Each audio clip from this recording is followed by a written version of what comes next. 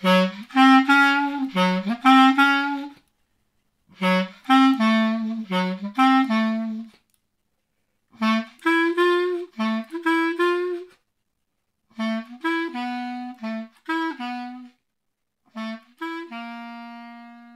revue Rue Saint-Ambroise et l'association Rue du Conservatoire vous proposent 2 nouvelles de Colette. Un timbre à 0 francs 60, SVP, suivi de Monsieur Maurice. Ces 2 nouvelles viennent d'être publiées par les éditions Rue Saint-Ambroise dans le recueil Les meilleures nouvelles de Colette. Lectrice Anne Le Foll, musique Charlie Nelson.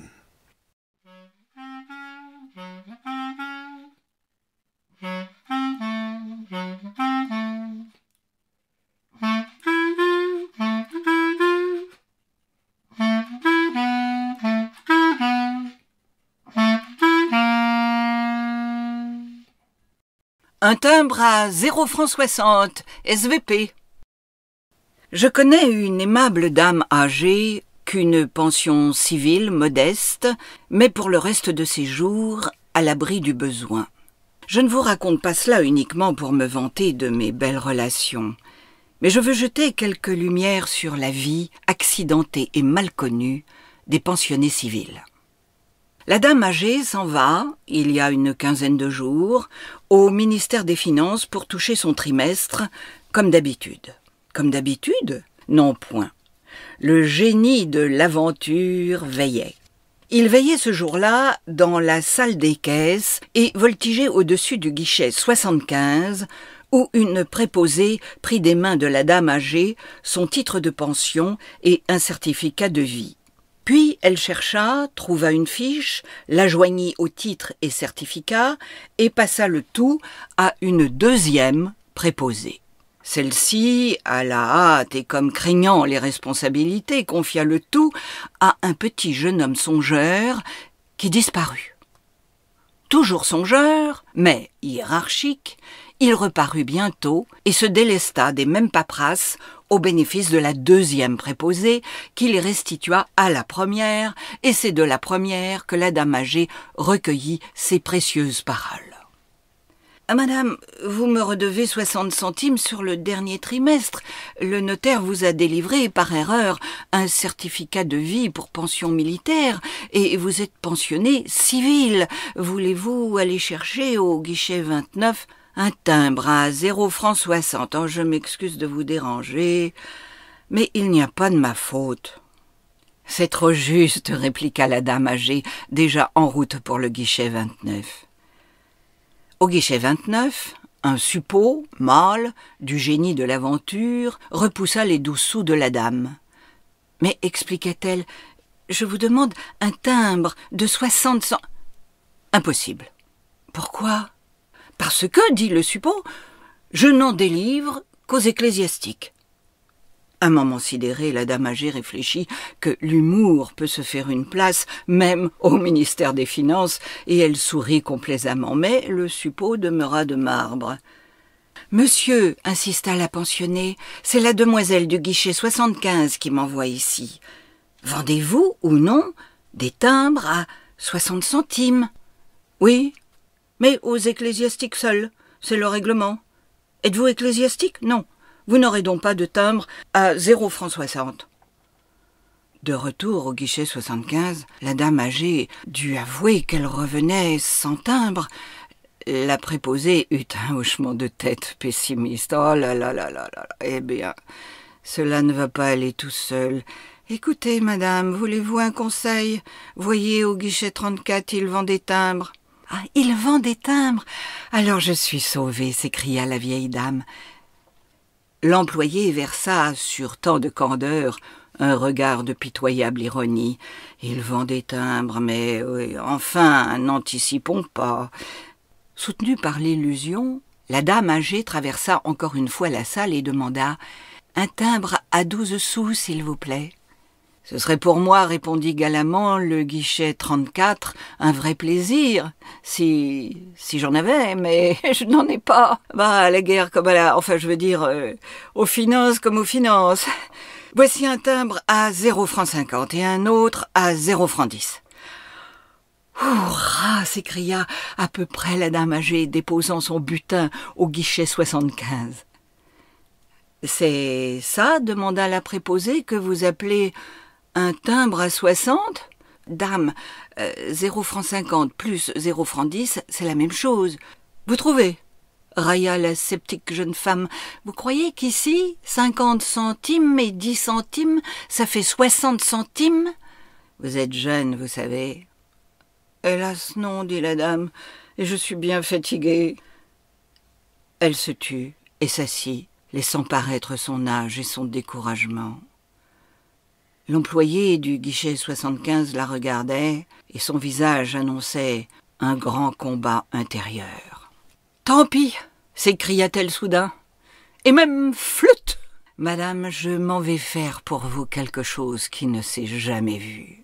Quelque chose que vous ne reverrez jamais au ministère des Finances, et peut-être dans aucun autre ministère. Regardez, de tous vos yeux, regardez. » Et saisissant les 2 timbres humectés, elle les colla sur la feuille en attente, écrasant d'un coup de son petit poing conscient et énergique tout un édifice de décrets poussiéreux. Attendons l'écho, qui ne pourra manquer d'être formidable et prolongé de son geste.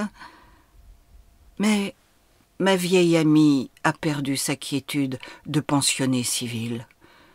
Et je vois bien qu'elle songe, pour pouvoir affronter victorieusement dans 3 mois le mystérieux guichet 29 dévoué aux soldes ecclésiastiques, je vois bien qu'elle songe à entrer dans les ordres.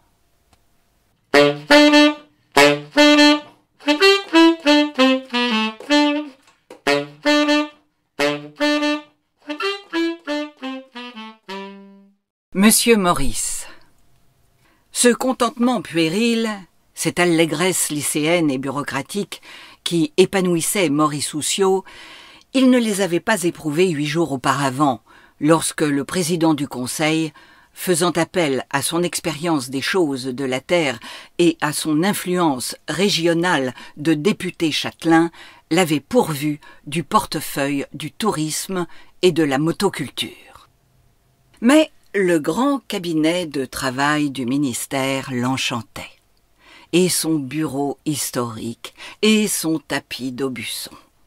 Un jardinet vert et sans fleurs emplissait jusqu'à leur cintre les hautes portes-fenêtres. Un buste de marbre en perruque mirait dans la glace son dos creux, et le chef de cabinet de Maurice Houssayeau ajoutait à sa familiarité d'amis une nuance juste de nouvelle déférence. Houssayeau venait de paraffer son premier courrier d'une main qui ne se lassait pas. « C'est tout, Vattier ? Tout pour aujourd'hui, mon cher maître, tu es libre. Je t'emmène ? Merci, non. Je te prépare ta besogne de demain. Ah, et puis il y a cette sacrée circulaire des blés. Et ton discours à l'industrie hôtelière, tu y as songé ? Oui, mais moi aussi. Il faut que tu tiennes là un succès d'arrivée. Ne t'en fais pas, j'ai ma nuit pour ça. Il est très important que tu ne te claques pas le premier mois. Ah, et puis il y a encore là ces 2 personnes de ton pays qui attendent depuis 2 heures. Quelles personnes ?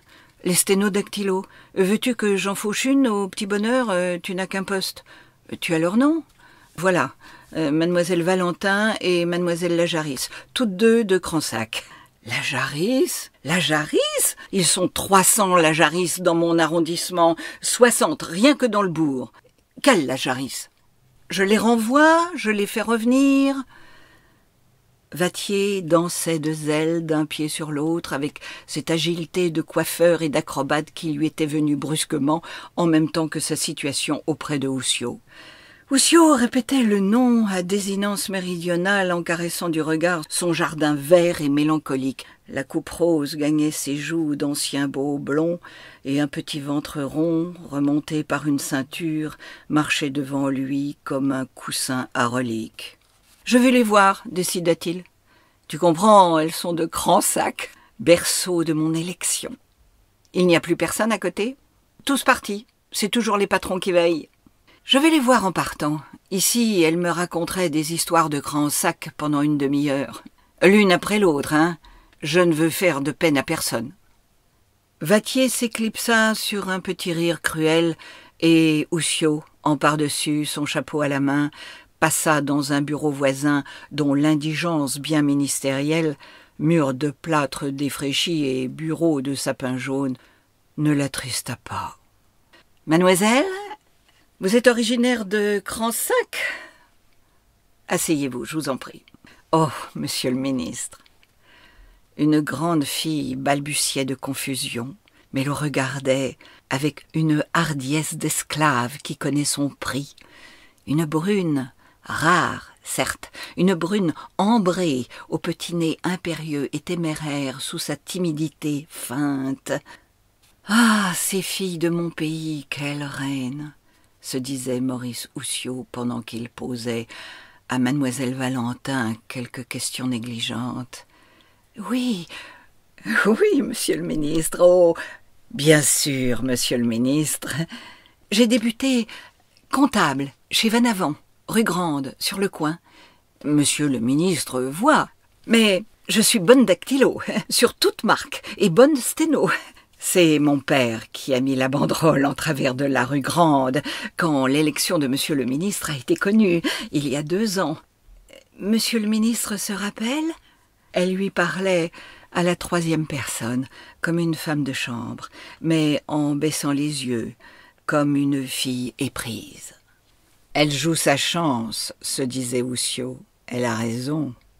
Elle peut prétendre à tout. Elle régnerait sans s'étonner. Elle est de Cransac. Quelle parure dans ce bureau et cette tête sur mon épaule. Un de mes secrétaires vous avisera, mademoiselle. » Elle dévoila ses yeux, grands et effilés au coin comme ceux des cavales de sang. « Est-ce que monsieur le ministre me laisse un peu d'espoir ?»« Je crois bien. » Il lui tendit la main, serra une main froide de jouvencelle émue et la regarda avec plaisir heurté en sortant son siège et se tromper de porte.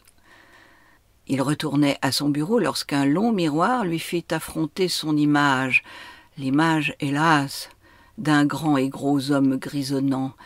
Il s'en affligea plus que de coutume. On ne peut pas tout avoir. Il y a un âge où... Tiens, et mademoiselle Lajarisse, si je la faisais expédier par Vattier. Mais une ombre courte barrait déjà la porte, et mademoiselle Lajarisse, cinquantenaire, un peu ridée, un peu tassée, gants de coton et chapeau à cassis noir, se tint devant lui, sans parole. « Vous êtes de Cransac, mademoiselle ? C'est là une recommandation, assurément. J'aime tant mon Cransac et mes Cransacois. Je suis fixée à Paris depuis 17 ans. Caissière, sténo, dactylo, travaux de bibliothèque. Bon, nous allons voir ça. Non, pas de papier. Vous les remettrez à un de mes secrétaires s'il y a lieu. Lajarisse. Quel Lajarisse ? Celui du pont ? Non, celui de la montée, vers la route de Castex. Ah, oui, je vois. Il sourit en fermant à demi les yeux. La montée vers la route de Castex ? Il descendait autrefois à Cransac par cette route-là à cheval, salué par tout ce que le Cransac en jupon comptait de douteux et de séduisant, fille de fabrique, femme oisive, penchée au balcon forgé. Ah, je vois, c'est loin. Pas si loin, monsieur le ministre. Mademoiselle Lajarisse le contemplait de bas en haut, toute passée sous ses cheveux presque blancs. C'était votre route préférée, monsieur. Tout le monde s'en souvient là-bas. Moi aussi. Beau garçon, jamais las, chasseur, coureur, se plaisant à tout ce qui le flattèrent, rires et pleurs de femmes, chevaux vifs, vins ardents. Houssiot entendit rouler sous les pieds de son cheval de selle les silex de la pente raide. Il hocha la tête, à moitié sincère. « Ah, mademoiselle Lajarisse, je voudrais être au temps où je descendais cette route-là sur mon cheval. Votre cheval gamin, monsieur le ministre ?» Il eut un geste joyeux de jeune homme. « Mais oui. Et par les jours d'été, vous arriviez sans veste, sans gilet, avec une chemise molle, vos manches roulées. Mais oui, vous reteniez votre cheval d'une main et vous faisiez un grand coup de chapeau à toutes les dames, et même à des femmes qui n'étaient pas des dames, à cette Carmen sur son balcon, à la petite du tabac, à toutes. Oussio prit dans ses mains les mains gantées de coton. Mais oui, vous vous souvenez de tout cela? Oh, monsieur Maurice. La vieille petite dame ne détourna pas la tête, ne cacha pas ses 2 larmes, ni ses prunelles bleues, où persistait, ineffaçable, l'image de monsieur Maurice sur son cheval. Oussio soupira de regret et lâcha les mains de mademoiselle la Jarisse, qui s'écarta un peu de lui. « Alors, monsieur le ministre, vous croyez que toutes les places sont prises ?» Il passa ses doigts dans ses cheveux gris comme il faisait autrefois dans ses cheveux blancs. « Pas la vôtre, mademoiselle la Jarisse. Vous avez 1 minute? Tenez, prenez ce carnet de sténo. Les crayons sont là. Vous y êtes? Mon cher collègue et ami, vous avez bien voulu signaler à mon attention des faits qui...